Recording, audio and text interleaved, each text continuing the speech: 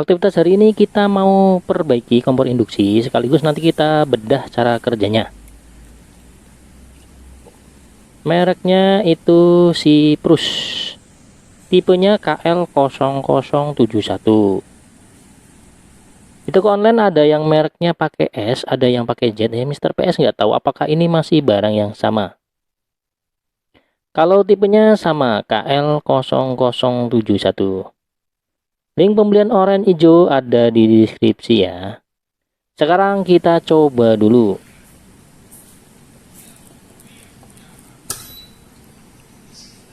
Jadi ini rusaknya itu power utama masuk, tapi kedip-kedip aja nggak bisa di-on-kan. Kipas blower juga tidak terdengar hidup. Karena normalnya kalau tombol on ini ditekan, maka blower harusnya hidup ya. Setelah itu LCD juga harusnya nggak kedip dan berubah jadi kode EO sebagai respon bahwa tidak ada panci di atasnya. Sekarang langsung aja kita bongkar.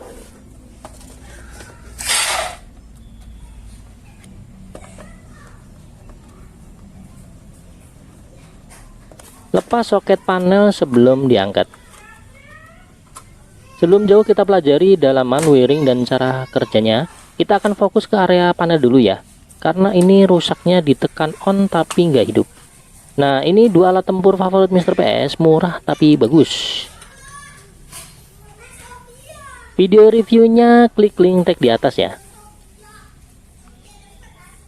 Kalau ini desoldering atau alat penarik timahnya.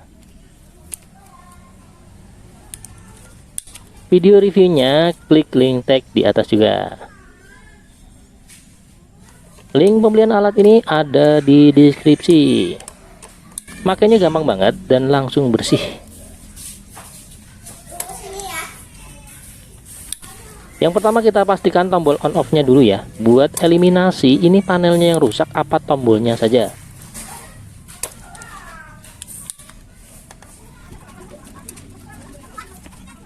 Sekarang kita lepas skrunya buat lepas panelnya.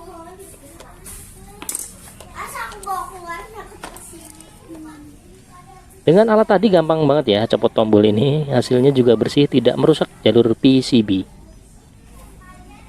Selanjutnya kita ukur kaki-kakinya pakai multitester di skala ohm ya.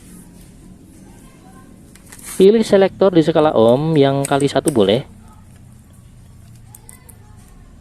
Kita adu prop merah dan hitam ya, kita kalibrasi di 0 ohm. Kita ukur di 4 kakinya, ketika tombol ditekan maka semua kaki harus terkoneksi menunjuk ke 0 ohm ya. Ternyata NG ya guys, pas ditekan nggak sampai 0 ohm.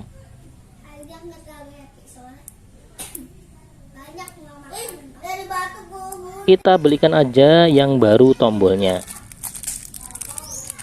Di online namanya Tactile Switch ya, 10 pieces harga segitu. Kita ganti semua aja, jadi kita butuh sekitar 6 pieces ya. Sekarang kita ukur buat nunjukin bedanya ya. Kalau ditekan menunjukkan nilai 0 ohm. Link pembelian spare part ada di deskripsi. Langsung aja kita pasang yang baru ya.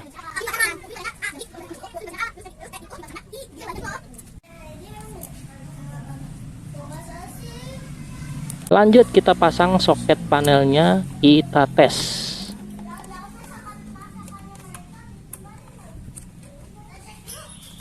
Buat teman-teman yang rusaknya cuma tombol kayak gini, berarti videonya bisa cukup di sini ya. Tapi kalau yang rusaknya kode EO, short, meteran jepret, pancing nggak panas-panas, maka videonya dilanjut akan kita kupas tuntas.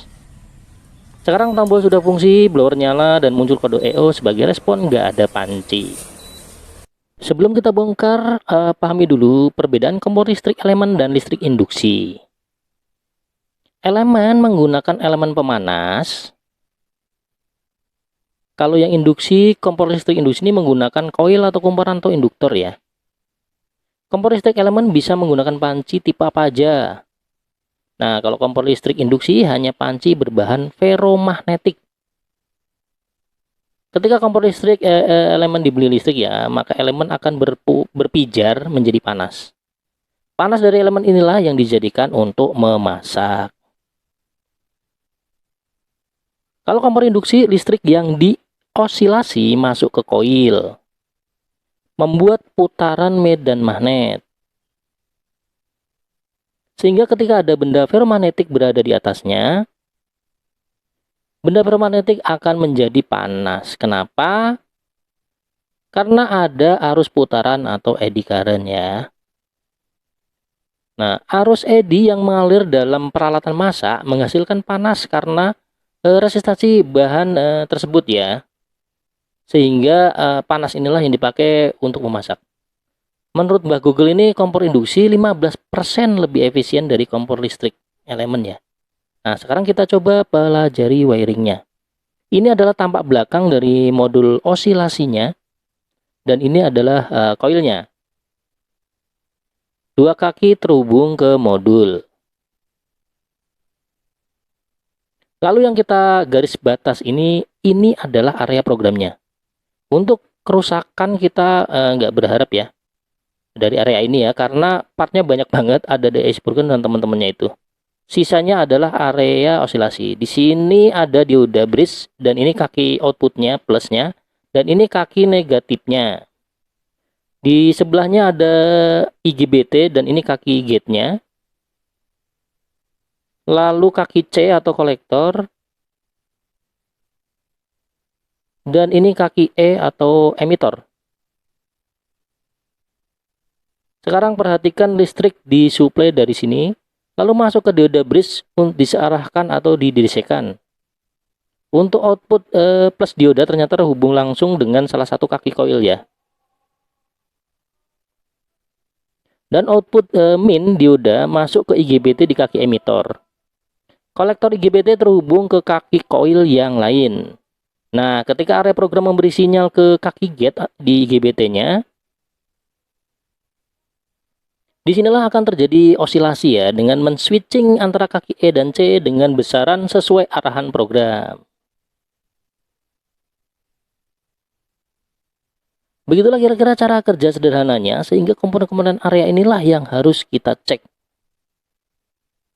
Bila kita menemukan problem-problem seperti mesin hidup, tapi panci tidak panas, error, atau bahkan jepret ya, ketika kompor listrik dihidupkan.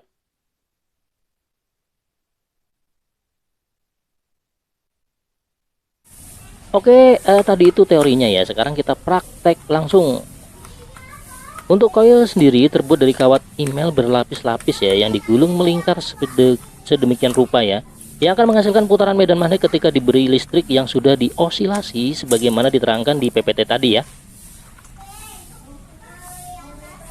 Nah, yang di tengah ini yang kita sebut NTC atau sensor suhu pancinya ini. Nanti di modul ada satu lagi untuk sensor suhu IGBT-nya ya. Kita lepas soketnya teman-teman, nggak usah khawatir karena soketnya nggak mungkin terbalik atau tertukar. Cara lepas sensor ini tinggal diputar, ditarik, jadi ngikuti flank karetnya ya. Ini penampakan koil di toko online.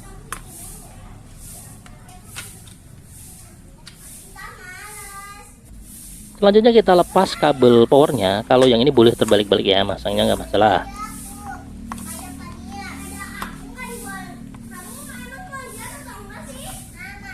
Lepas kedua skru untuk melepas koil ini.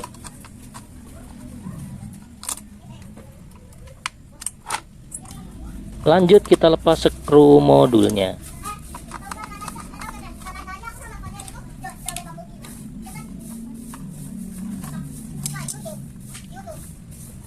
Shotkan kedua kaki kapasitor ini ya, untuk menghilangkan tegangan tersimpan, takutnya masih ada.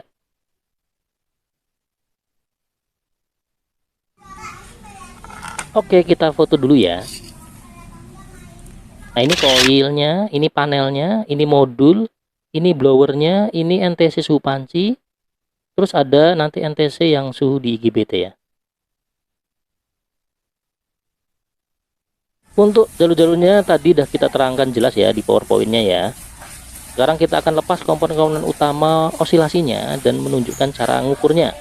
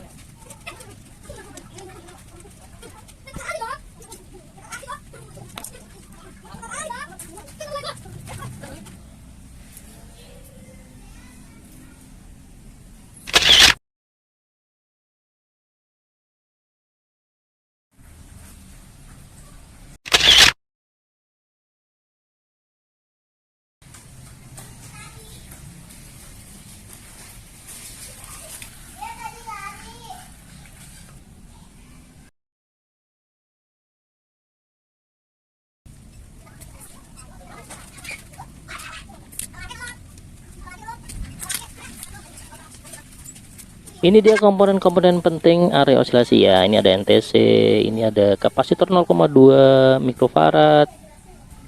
Untuk ukur kapasitor biasanya meter PS pakai ESR. Detail video alat ini klik link tag di atas ya. Link pembelian alat sejenis ada di deskripsi. Caranya gampang, kita tinggal jepit aja. Prop ukur ESR bebas ya, mau dipakai yang nomor berapa. Karena alat ukur ini punya 3 kaki ukur.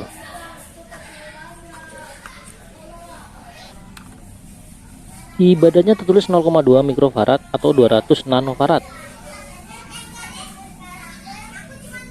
Alat ukur menunjukkan 195,7 nano ya, berarti masih oke.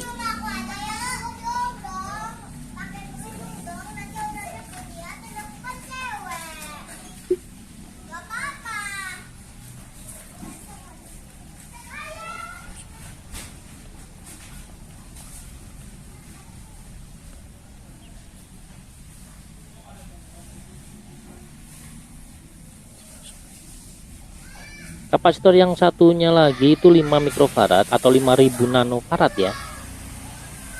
Di alat terdeteksi 4933 nanofarad, artinya masih bagus ya. Komponen selanjutnya GBT. Nah, kalau yang ini ESR nggak bisa mendeteksi ya GCE-nya ya. Ya kenapa? Karena silahkan teman-teman nanti ketik di Google ya. ESR bisa mendeteksi transistor, MOSFET, tapi IGBT itu gabungan keduanya. Jadi ESR ini belum mampu ya. Tapi ada yang bisa jadi ciri rusaknya. Kaki C dan E harus terdeteksi sebagai dioda ya. Kalau bukan ada potensi rusak. Terlihat di layar prop 21 ini ya. Terdeteksi dioda, artinya ada potensi IGBT masih oke. Bisa juga pakai multitester di skala ohm ya. Jadi ngukurnya kayak sifat dioda ya, bukan dioda, maksudnya sifat dioda ya. Kalau diukur jarum bergerak, kalau dibalik nggak boleh bergerak gitu loh.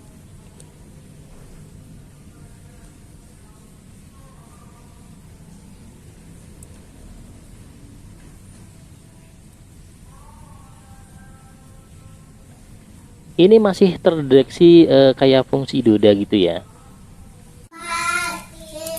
Nah, ini untuk ukur dioda bridge caranya sama dengan patokan 2 kaki yang tengah sebagai input AC. Kaki ujung kanan dan kiri sebagai kaki plus dan minnya ya. Caranya kita tempel satu prop di kaki tengahnya, lalu kita tempel di ujung kanan kiri propnya. Kalau sifat diodanya masih bagus, nilai resetinya harus berbeda nilainya ya. Terlihat dari beda gerak jarum ukurnya. Terlihat yang satu bergerak sedikit, yang satunya bergerak banyak.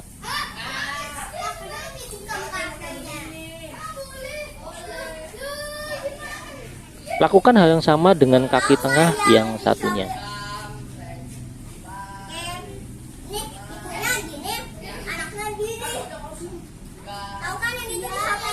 Lalu dibalik, gantian prop merah yang di tengah ya. Maka berlaku gerak jarum sebaliknya.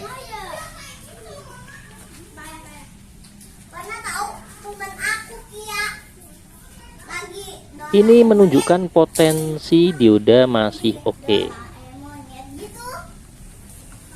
Yang terakhir ini NTC atau negatif temperatur koefisien, satuannya ohm ya.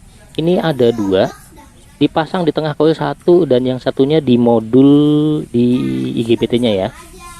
Nah, part ini kalau terkena panas, maka nilai resistansinya akan berubah. Karena ini negatif, maka semakin panas nilainya semakin kecil ya. Artinya makin panas makin kecil resistansinya. Di suhu normal kita coba ukur berapa nilai resistansinya.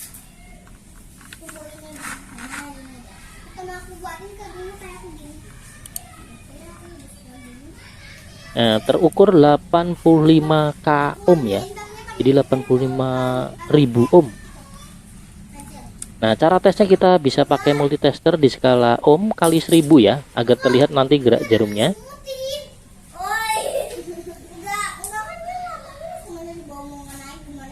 Kita ukur sambil kita panaskan ya. Ini Mr. PS coba kita panasin pakai solder ya.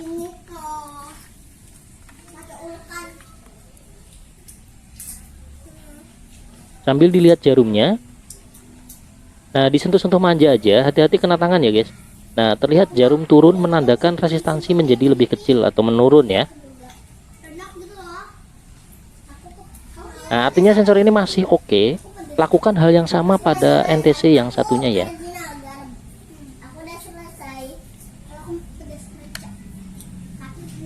Untuk memasang kembali jangan lupa ganti pasta heatsinknya ya.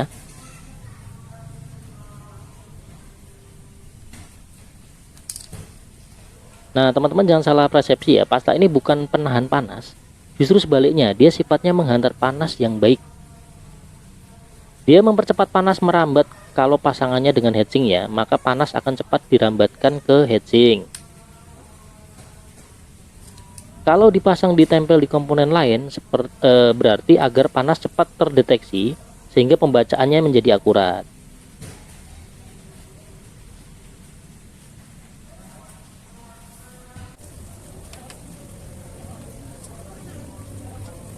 Ini penampakan setelah kita rakit ulang ya.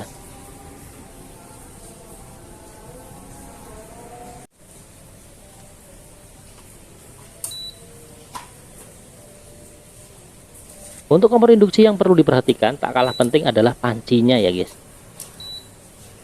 Yang penting bahannya ferromagnetik. Salah satunya panci dengan bahan stainless itu bisa kita pakai. Yang kedua, ukuran dari bawah pancinya. Ada yang tidak bisa kalau terlalu kecil. Tapi model kompor yang baru sekarang itu banyak yang support untuk panci-panci kecil ya. Yang ini tuh 16 meter ini udah nggak kedeteksi ya, nggak bisa gitu. Kita coba pakai besi stainless apa aja yang bulat ya.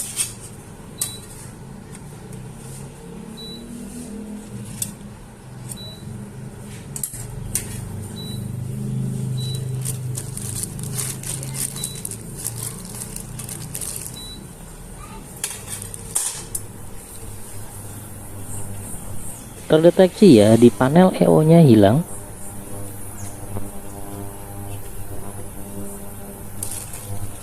Mulai memanas juga, kita matiin aja ya. Itu udah kelihatan ngebul ya guys. Kita tes saja masa air pakai panci stainless ya. Ini panci stainless biasa ya, yang ada di apa, warung-warung lontong itu ya.